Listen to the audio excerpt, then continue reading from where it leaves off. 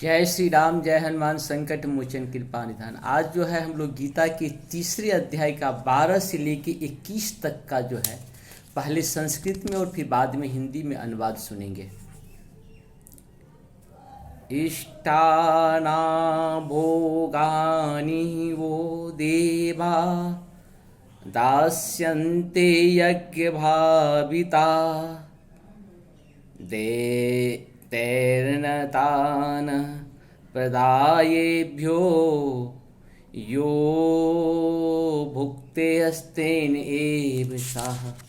अर्थात जीवन के विभिन्न आवश्यकताओं की पूर्ति करने वाले विभिन्न देवता यज्ञ संपन्न होने पर प्रसन्न होकर तुम्हारी सारी आवश्यकताओं की पूर्ति करेंगे, किंतु जो इन उपहारों को देवताओं को अर्पित किए बिना भोगता है वह निश्चित रूप से चोर है।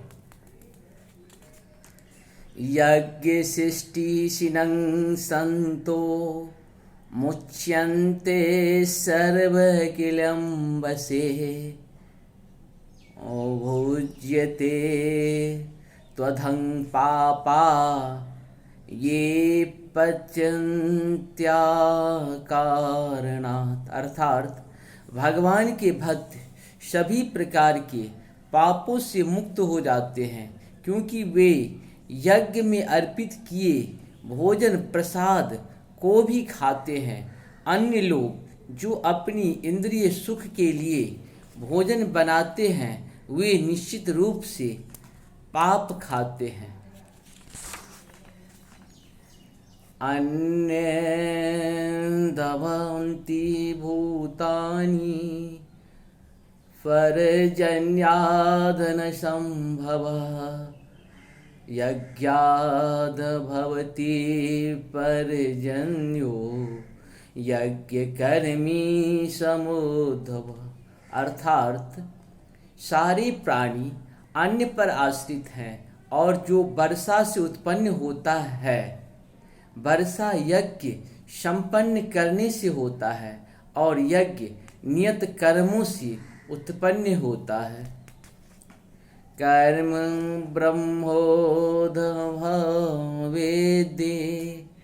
ब्रह्मचरण समोध्रुवम् तस्मात् सर्वगतः ब्रह्म नित्ययज्ञे प्रतिष्ठितम्।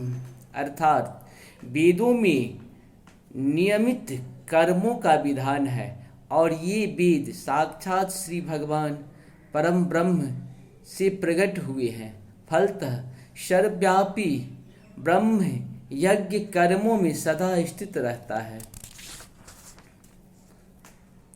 एव प्रवर्तितं चक्र नानुवर्तयेति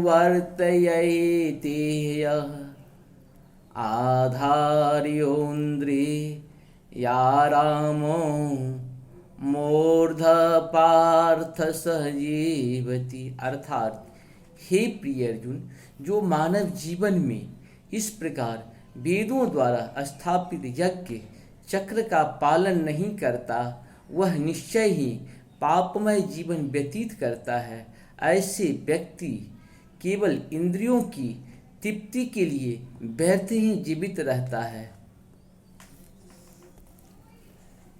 यस्त्वात्मरतिरे स्यादात्मतृप्तच्च मानवः आत्मन्येव च संतुष्ट अस्तस्य कार्यन विद्यते। अर्थात किंतु जो व्यक्ति आत्मा में ही आनंद लेता है तथा जिसका जीवन आत्म साक्षात्कार युक्त है और जो अपने में ही पूर्णतया संतुष्ट रहता है उसके लिए कुछ करणीय कर्तव्य नहीं होता। नैव तस्य कृतेनार्थो नाकृतेनेह कश्चन न चास्य सर्वभूतेषु काश्चिदर्थ व्यापाश्रयः। अर्थात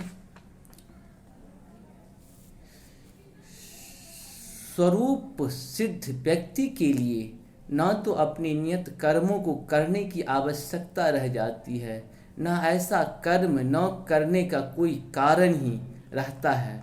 उसे किसी अन्य जीव पर निर्भर रहने की आवश्यकता भी नहीं रह जाती। तस्मादक्षत सततं कार्य कर्म समाचर अशक्तो हर्ष्य कर्म परमाप्नोति पुरुष।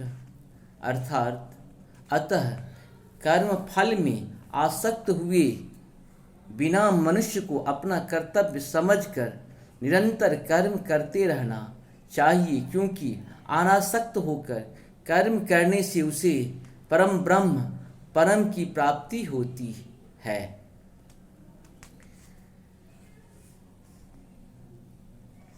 कर्मणेहिंसं सिद्धमस्थिता जनकादयः लोकशांग्रह मेवापि संपश्यन्तर महर्षि। अर्थात जनक जैसे राजाओं ने केवल नियत कर्मों को करने से ही सिद्धि प्राप्त की, अतः सामान्य जनों को शिक्षित करने की दृष्टि से तुम्हें कर्म करना चाहिए। यद्यताचरिते श्रेष्ठास्त देवेतरो जनः सह यत् प्रमाणं कुरुते लोक अस्तनु वर्तते। अर्थात महापुरुष जो आचरण करता है सामान्य व्यक्ति उसी का अनुसरण करते हैं। वह अपने अनुसरणीय कार्यों से जो आदर्श प्रस्तुत करता है संपूर्ण विश्व उसका अनुसरण करता है। यहाँ पे भगवान जो है सो राजा जनक से लेकर के राजा जनक के बारे में कहा जाता है कि सीता के पिताजी थे और राम जी के ससुर जी थे। उन्हें राजा विदेह कहा जाता था। राजा विदेह जो है सो सारे कर्म जब भी करते थे उसमें लिप्त नहीं होते थे, ये उनकी खासियत होती थी। जो भी कर्म करते थे उसमें उनकी लिप्तता नहीं पाई जाती थी, इसीलिए उन्हें राजा विदेह कहा जाता। उन किसी तरह का ये नहीं था। और यहाँ भगवान कह रहे हैं कि जो मनुष्य यज्ञ करता है और यज्ञ के अनुकूल जो कार्य करता है, यज्ञ मनुष्य को किसी भी मनुष्य को कम से मिनिमम 5 ठो यज्ञ करना चाहिए, उससे उनको मुक्ति मिलती है। और कहते हैं कि यज्ञ पूर्ण होने के बाद सारे देवता लोग खुश होते हैं, तो उस स्थान पे जो है जल वर्षा करते हैं, जिससे अन्न की उत्पत्ति होती है और उस जगह का जो है सर्वांगीण विकास होता है।